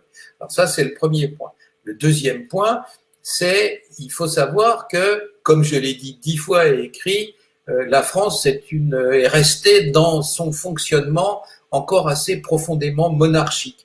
À savoir qu'on élit un type, mais en dehors de ça, on le traite comme s'il était le roi. À savoir qu'il a une cour autour de lui, de hauts fonctionnaires, de préfets, de machins, de trucs, et tout le monde l'observe de très près pour savoir ce qui lui plaît et ce qui lui plaît pas, parce que le sort de toute cette camarilla autour de lui, de préfets, de directeurs d'administration centrale, etc., dépend de lui pour son avancement, pouvoir aller pantoufler, etc. Et donc, le moins qu'on puisse dire, c'est que notre actuel président de la République, qui a sans doute beaucoup d'autres qualités par ailleurs, hein, mais c'est pas en tant que criminologue que j'en juge, a, avec le domaine du régalien, une distance quand même assez considérable. C'est un banquier d'affaires. Alors, il juge les choses comme les jugent les banquiers, à savoir les flux financiers, des trucs, etc. Mais les phénomènes de sécurité, apparemment, c'est pas trop son truc. Si ça avait été son truc, on en a la preuve. Je médis pas. Toute personne qui a rencontré une fois dans sa vie un gardien de la paix ou un garde champêtre ou un gendarme au carrefour d'une route sait que les gens dans les professions de la sécurité, et notamment les policiers et les gens du renseignement et les gendarmes et tout ça, éprouvent la détestation la plus totale de toutes les tentatives de barbousage officiel. Que quand le président se fait son petit groupe et que le petit groupe commence à magouiller à droite et à gauche, ça les horripile parce qu'ils savent très bien, par longue expérience historique, que ça foire toujours et qu'après ça, c'est eux qui sont obligés d'aller ramasser les pots cassés, quoi. Voilà.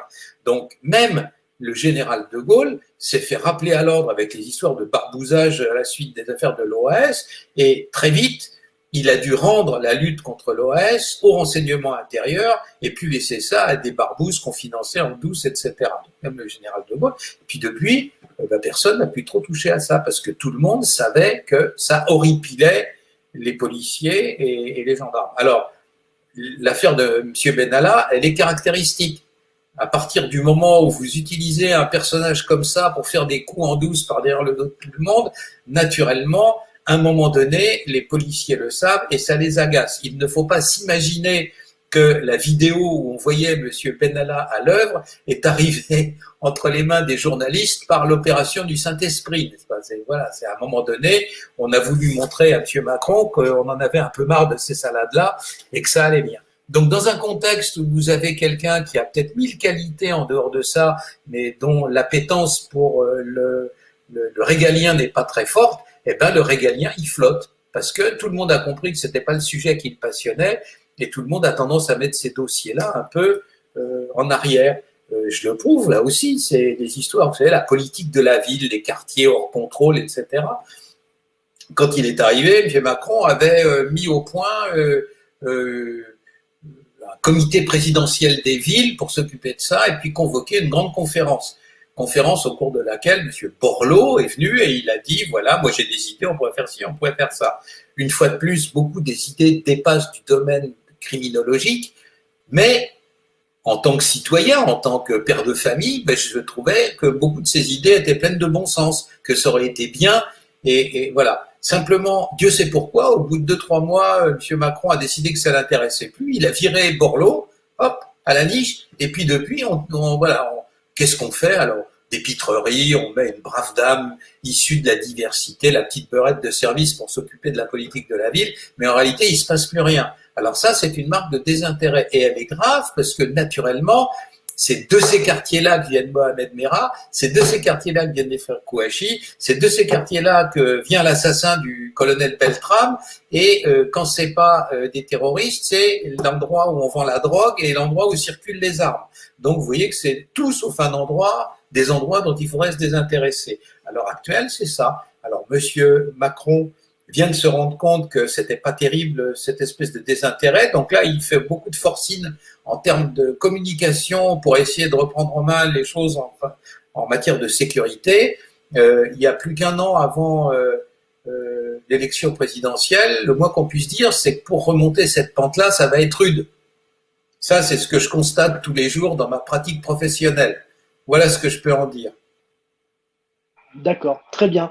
Alors, Porthos, alors Monsieur Hofer, vous nous aviez dit que vous nous accordiez encore un quart d'heure, donc on y est. Oui, depuis que je vous ai dit ça, il y a 10 minutes d'écoulé, donc maintenant il va. Oui. D'accord, ok. Cool, Donc, vous savez. bien sûr, bien sûr. Donc, bah, écoutez, on va vous laisser, hein, et puis je vais passer la parole à mon ami Porthos, voilà, pour parler une dernière fois de votre livre, et puis vous remercier, bien évidemment. C'est important de faire ça parce qu'il faut parler aux gens. Vous savez, c'est comme ça. Quand vous faites des livres et que vous avez des idées, c'est comme à l'épicerie, on vend une boîte de sardines par une boîte de sardines, quoi. On vend jamais 10 000 boîtes de sardines d'un coup. Donc, il faut parler aux gens les uns après les autres. Alors, vous représentez une partie de l'opinion publique française et c'est donc avec plaisir que je me suis entretenu avec vous. Ben, ça a été un honneur pour nous parce que je recommande votre livre d'ailleurs pour ceux qui veulent comprendre un peu le terrorisme international et pas que, hein, pas que. En plus, vous avez répondu à nos questions sans détour. Écoutez, moi, je vous en remercie vraiment. Et encore une fois, À qui profite le djihad de Xavier Hofer aux éditions du Cerf. Voilà, très bon livre qui se lit très très bien. Je recommande à tout le monde. Et encore une fois, merci, Monsieur Hofer, pour ma part. Merci à vous trois. Merci aux mousquetaires. Merci beaucoup, Monsieur Hofer. Et pour terminer, je tiens à préciser que, bien évidemment, vous êtes le bienvenu. Hein, si vous voulez venir nous parler de parce qu'on n'a pas eu vraiment le temps. Hein, 1h30, c'est passé très vite. Hein, parce que c'est très intéressant de vous écouter, mais malheureusement, le temps passe vite. Donc vous êtes le bienvenu quand vous voulez. Voilà. Alors maintenant, on va entrer dans la période des examens. Avec tout ce qui se passe à faire en visio, c'est un vrai bazar. Donc, on en reparlera à la rentrée. Très bien. Eh ben, on vous remercie beaucoup. Au revoir. Merci, au revoir, Monsieur Hofer. Merci. Merci. Bon, messieurs, écoutez, ce que je vous propose, c'est faire un petit débriefing. Qu'est-ce que vous en pensez avec nos auditeurs qui ont suivi l'émission? S'ils ont des remarques à nous transmettre, n'hésitez pas. Et puis, je les ferai remonter. Voilà, mon cher Athos, mon cher Porthos, je vous laisse la parole. Je vais laisser parler Athos. Athos, je veux aussi le remercier, même s'il est parti, remercier Monsieur Roffer, parce que prendre du temps comme ça pour venir sur une chaîne comme la nôtre, c'est quand même, voilà, c'est flatteur pour nous. C'est franchement, voilà, il nous a accordé 1h30. Donc vraiment, au nom de tout le monde, hein, je pense, je le remercie d'avoir eu cette opportunité de pouvoir parler avec lui et de découvrir son travail, de faire découvrir son travail à nos auditeurs. Donc, encore une fois, Monsieur Roffer, si vous nous écoutez, merci beaucoup. Et c'est passionnant. On découvre plein de choses et le livre est passionnant. Donc, je le conseille comme mon ami Porthos. Je conseille aux gens de l'acheter et voilà, d'apprendre. Voilà, Xavier Roffer, à qui profite le djihad. C'est un très bon livre. Sincèrement, il se lit très bien. Et alors, je pense que vous aussi, vous avez suivi des interventions de M. Roffer. En général, il ne fait pas plus d'1 heure d'intervention, voire des fois plus court. Et c'est très gentil à lui, il est resté 1h30 avec nous. Et il a répondu sans détour. Hein. Vous avez vu, quand tu lui as posé des questions un peu sur des groupes terroristes ou Aramis sur des trucs, ou sur le 11 septembre et tout, il a répondu sans détour. Et alors on sent que c'est un pédagogue, hein, on sent vraiment le pédagogue, parce qu'il a une façon d'expliquer qui est très plaisante en plus. Et on l'écoute, quoi. Voilà. Et c'est vrai que c'est un honneur de l'avoir eu, quoi, parce que, comme il a dit à la fin, quand on vend des livres, ben, il faut toucher petit à petit, et c'est vrai qu'il nous a fait l'honneur, malgré qu'on soit pas, on n'est pas un grand média, de venir nous passer 1h30 de son temps avec nous, et voilà. Tout à fait. Alors, si je peux me permettre, messieurs, je vais faire remonter un petit peu les remarques du chat. Alors, Luis Rios, avant les élections, il y aura le procès des attentats de Paris. Ça va marquer l'agenda. Ensuite, nous avons merci à Monsieur Roffer. Merci Monsieur Roffer. Donc énormément de gens qui le remercient. C'était un très bon live, les amis. Dommage, j'aurais bien voulu savoir sur les gladios ce qu'il en pensait. Oui, on n'a pas pu poser la question, Pénélope, désolé, mais comme disait Porthos, c'est quelqu'un qui normalement fait des interventions qui durent entre 45 minutes et 1 heure. Là, il nous a accordé vraiment 1h30. Et c'est vraiment très gentil de sa part, mais on ne manquera pas de lui poser la question la prochaine fois. Nice Spot qui nous dit merci Monsieur Roffer. Monsieur R qui nous dit je verrai la rediff, voilà, et qui salue tout le monde. Luis Rios, merci pour ce live. Bien à vous, Monsieur Roffer. Voilà, Monsieur Roffer dédramatise, mais a-t-il raison? C'est une question de Nice Pod. Voilà, un débrief, c'est un bon plan pour moi, ça fait plaisir. La notif des mousquetaires, en tout cas, merci Monsieur R. Merci beaucoup. Sur le Pays Basque, il n'est pas venu à parler des origines. Voilà, en gros, les remarques qui ont pu être faites. Voilà, alors, messieurs. Je vais rebondir sur ce que disait Louis. Avant les élections, il y aura le procès des attentats de Paris, ça va marquer l'agenda. Ben, incontestablement, c'est normal que ça ait une influence peut-être sur le vote. Je pense que quand même oui, quoi. Oui, parce que c'est le calendrier qui veut ça, mais c'est juste avant les élections, quoi. Et après, concernant... Je ne sais pas ce que vous en pensez, messieurs, Porthos, excuse-moi, et Athos, mais je pense que oui, effectivement, ça peut marquer l'agenda, ce fameux procès des attentats de Paris, mais je pense qu'au vu de l'accélération des événements ces dernières semaines, je pense qu'on n'est pas à l'abri encore de connaître des choses qui peuvent nous surprendre, et pas dans le bon sens du terme, malheureusement. Et je pense que ça peut être vraiment des événements qui vont être prédominants, voire décisifs dans le choix des Français pour cette élection 2022. J'en ai très peur, en tout cas. Je ne sais pas ce que vous en pensez. Je suis assez d'accord avec ce que tu dis. On n'est pas à l'abri de surprises, de mauvaises surprises, parce que quand on dit surprise, on a toujours tendance à penser que c'est quelque chose d'agréable, mais là, ce serait plutôt une tendance aux mauvaises surprises. Après, on verra, hein, on va voir, mais pareil, je suis pas le plus optimiste concernant le futur proche enfin, disons l'année qui arrive, là. Année d'élection, voilà, ça, je pense qu'on va avoir des mauvaises surprises, malheureusement. Et là, on voit qu'il y a déjà une prise de bec je ne sais pas si vous avez vu, entre Dupond-Moretti et Marine Le Pen. Alors, j'ai pas trop compris pourquoi. Je pense qu'il y a de la récupération politique des deux côtés, mais incontestablement, ou un attentat ou un procès pour attentat a un effet sur des élections. Alors, je ne sais pas dans quel but, si c'est pour favoriser le Front National pour plus tard l'écarter, hein, comme c'est un peu la stratégie qui a été employée ces dernières années, mais je ne sais pas.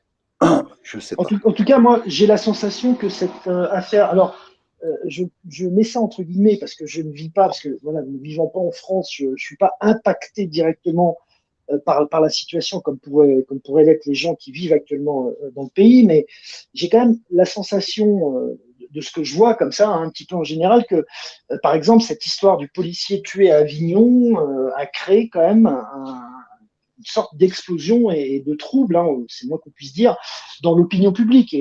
Et je sens d'ici que on a passé un cap par rapport à ça. Je ne sais pas ce que vous en pensez, mais voilà, je sens un bouillonnement. Voilà, c'est le terme. Je sens un bouillonnement par rapport à toutes ces questions d'insécurité et justement qui mettent en exergue cette élection qui va arriver très vite, hein, parce que on est en train de parler là, mais vous savez, l'année qui va arriver là, ça va aller très vite, hein, le temps vole vraiment, hein.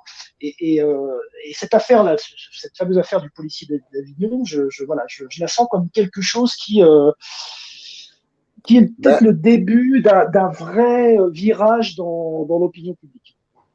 Ce qu'on peut remarquer, Aramis, c'est que à chaque élection ou avant des élections, il se passe des faits graves. On se rappelle du petit vieux Paul qu'on avait montré tabasser à la télé.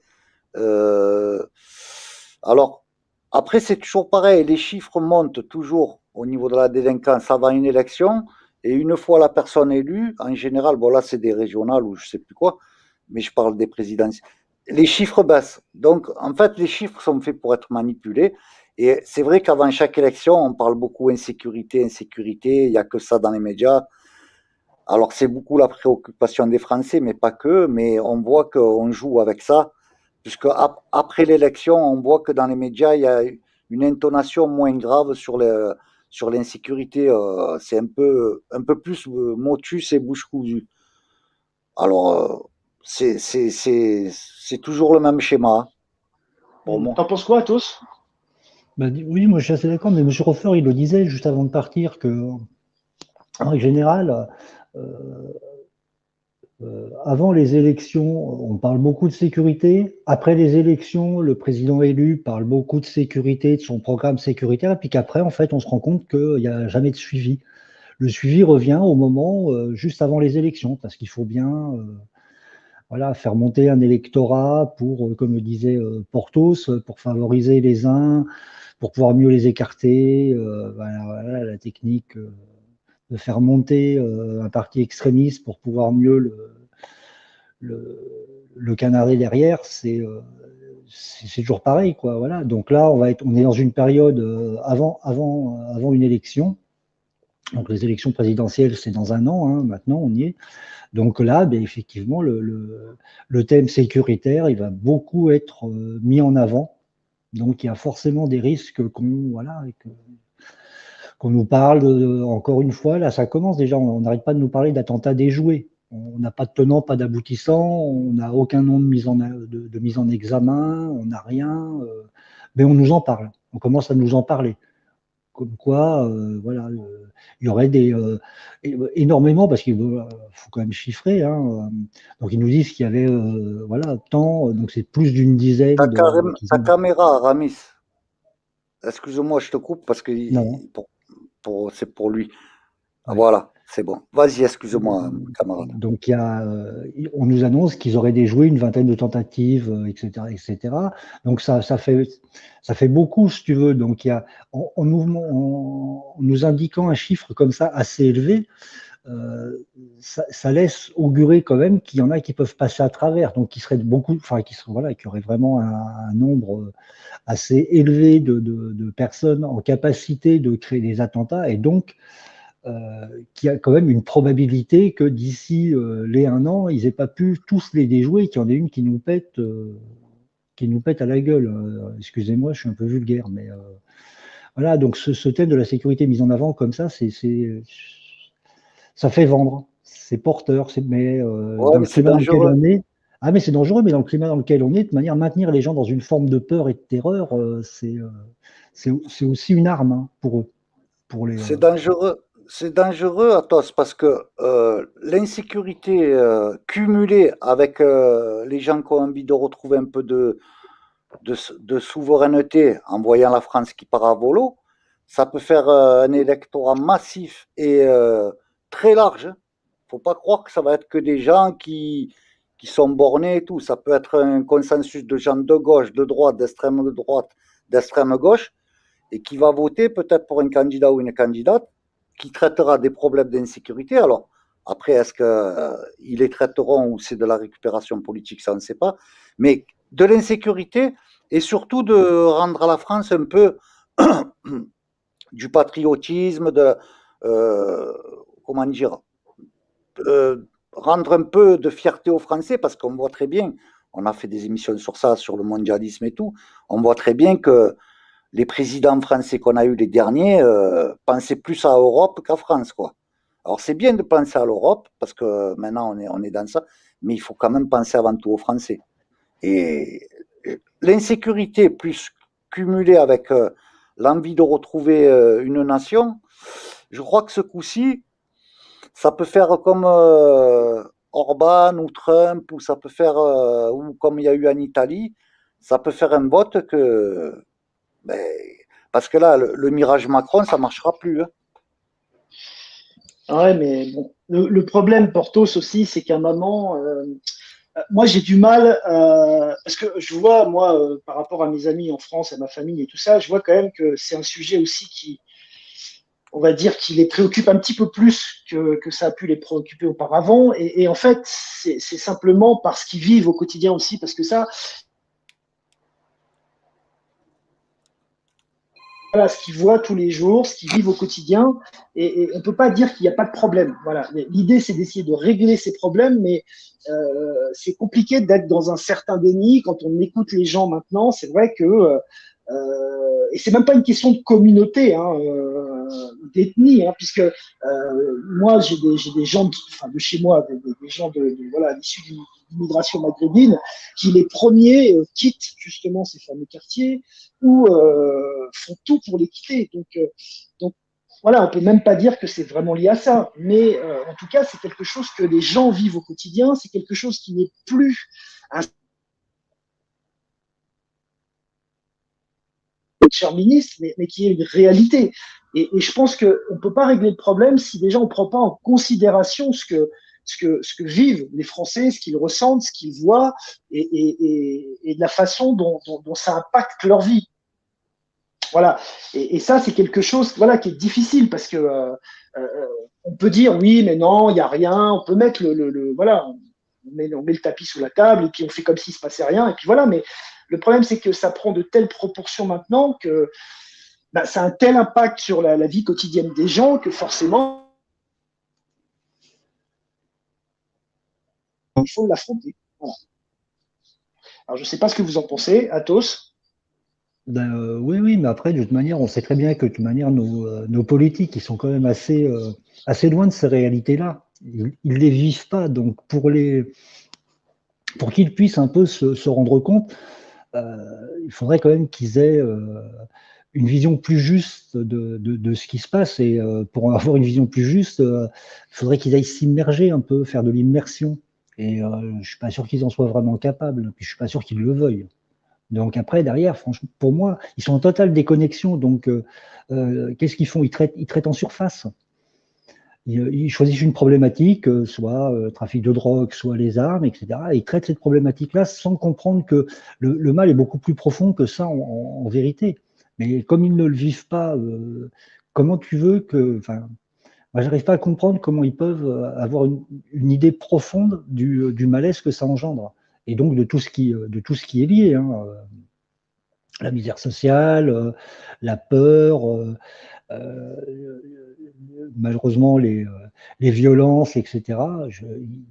Ils en sont déconnectés. Eux, ce qu'ils voient, c'est des rapports, mais les rapports, c'est que du papier. C'est comme quand tu lis un livre, hein, tu peux ressentir des émotions, mais tu ne vis pas le livre, tu n'es pas le héros du livre, donc tu ne le vis pas. Tu peux l'interpréter, tu peux avoir une notion, mais comme tu n'es pas le personnage du truc, c'est dur de se faire une vraie opinion de cette réalité-là. Oui, tout à fait. Tout à fait, mais bon, après, je pense que de toute façon, ils doivent quand même avoir des remontées de terrain. Alors c'est vrai, moi je suis 400% d'accord avec toi. Ils sont loin de cette réalité et voilà, ils ont du mal peut-être à la ressentir réellement et à en mesurer vraiment l'importance. Mais bon, ils ont quand même des remontées du terrain. Ils voient quand même d'une façon un petit peu générale, globale, ce qui se passe. Moi j'ai un petit peu peur là pour l'avenir.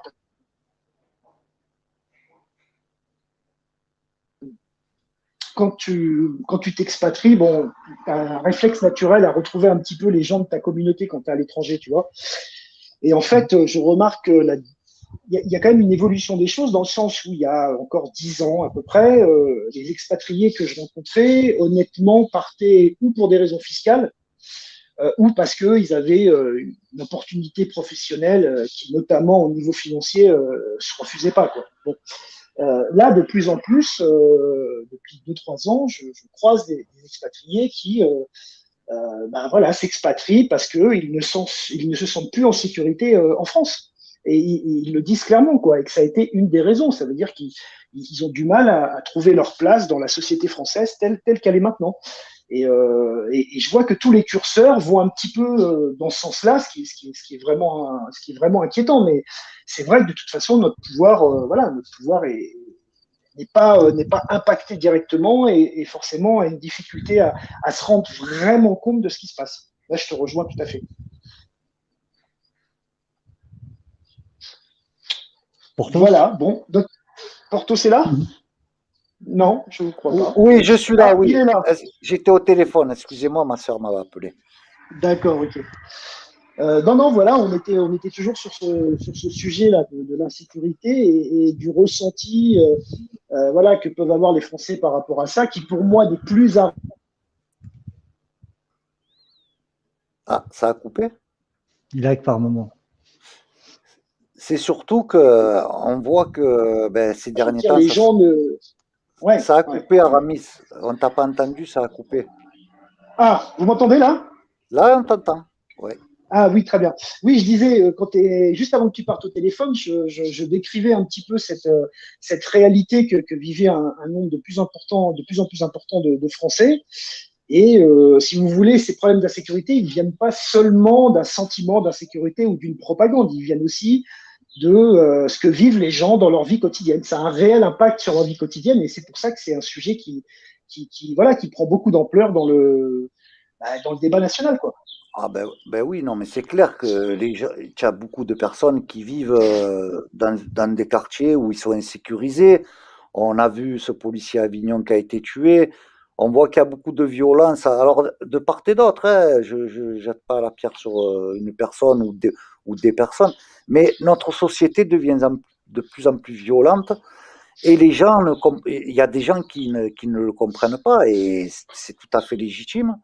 Et donc, on sait très bien que je pense que les élections à venir, eux, les politiques l'ont très bien compris, donc s'en servent, parce qu'ils s'en sont toujours servis. Hein. Comme je disais tout à l'heure, on se rappelle du petit vieux Paul, je ne sais plus comment il s'appelait, où on avait vu dans sa maison tabassée, ils avaient incendié sa maison. Bon.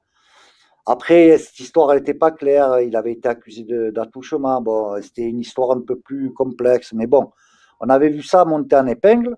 Mais là, on n'a plus besoin de monter des choses en épingle. Les faits, il y a des faits quand même qui sont commis. Hein. Comme je disais, le policier mort, on voit que les jeunes se tirent dessus. Enfin, et tu as des gens qui vivent dans les quartiers, ça, ils le vivent tous les jours. Hein.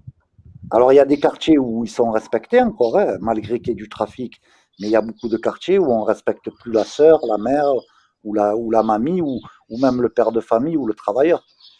Et ça, malheureusement, ça joue contre, contre